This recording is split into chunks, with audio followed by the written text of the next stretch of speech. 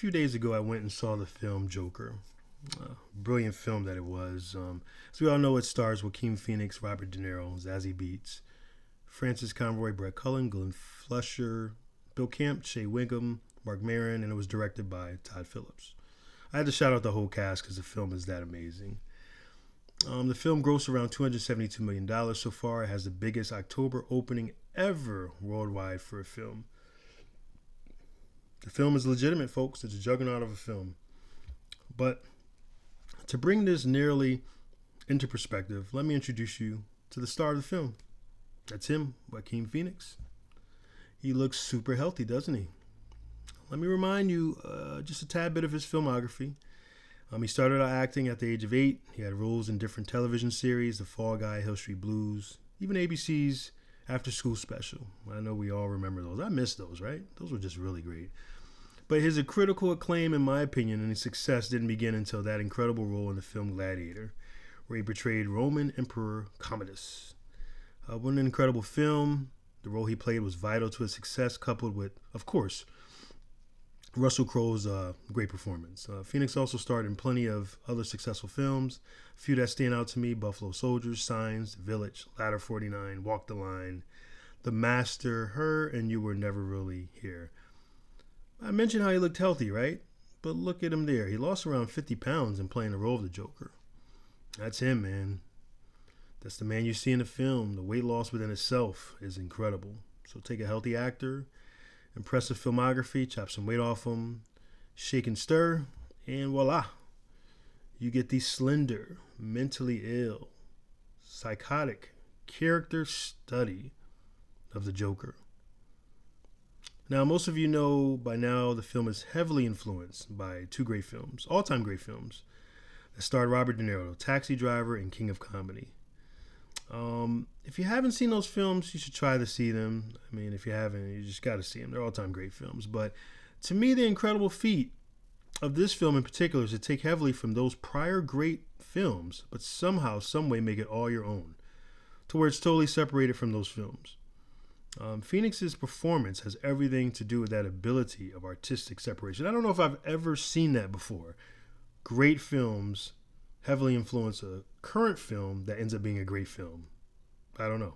You know, as a teen, I was able to see a film that many felt was disturbing. Similar, right?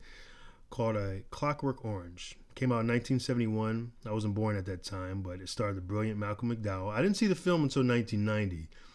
But the similarities, societal issues, right? Government control, responsibility, classism a little bit, violence, too much, darkness. Sounds familiar, right? I turned out just fine. I'm a 40-year-old plus functioning adult, and I believe that whole chatter about the Joker being too dark was well overplayed. If you haven't seen it yet, you're worried about it, go see it. You'll be just fine. Now, the film itself, right? We start off with Arthur Fleck. Struggling, man. Sometimes you look at some people and you're like, man, does this person even have a chance? And that's what you feel in the beginning of the film. And I'm not going to do too much of a spoiler type of review. I'm just going to kind of glide through it without going too deep. But he goes through a transition, what I will say, through the film, right? Because you have all these different influences with mental illness, the grittiness of New York back then, the violence, how just mean and miserable people were. And you can kind of see that through his eyes during the film. And either so he has a pretty bad life, there's still some sort of happiness in him somewhere. There's a little light. But throughout the film, that light just slowly gets extinguished. And no matter how hard he tries to find help, for therapy, trying to get medicine for his mental illness and helping his mom, just seems like no matter what he does at every turn, it's like the world is like, nope, we're just going to totally dump on you. And that transition from going from this sad guy that's a clown, that has this horrible job, he becomes empowered through some traumatic events, right? And he breaks.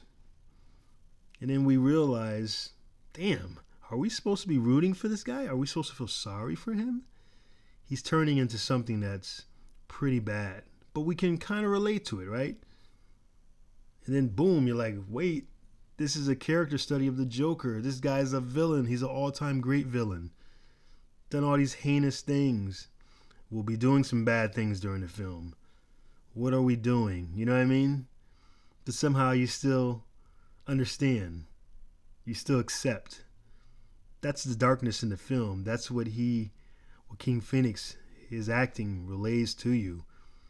It's incredible. It's an incredible transition to watch. But let me tell you, DC has to go this way. This DC Black Label has to go this way for future films. Listen, thanks for watching. Thanks for listening. I didn't want to make this too much of a spoiler. I just wanted to glide through it and give you a little backstory about Joaquin Phoenix and the film itself. Subscribe, Elm City Film TV Review, YouTube, Instagram, Facebook. Thanks for listening as always.